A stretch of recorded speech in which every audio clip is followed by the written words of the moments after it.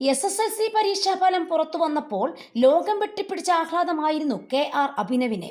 100% വിജയം നേടിയ മച്ചാട് സർക്കാർ സ്കൂളിൽ സമ്പൂർണ്ണ A+ നേടിയ 9 പേരിൽ ഒരാളാണ് താൻ എന്നതിലല്ല, മറിച്ച് ജീവിത ദുരിതങ്ങളോട് പടവെട്ടി നേടിയ വിജയമായിരുന്നു അഭിനവിൻ്റേത്.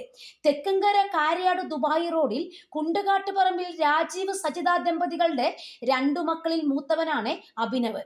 2018 പ്രളയം മുത്തച്ഛനും മുത്തശ്ശിയും അടങ്ങുന്ന 6 അംഗ കുടുംബത്തിന്റെ കൊച്ചു വീട് തകർത്തു.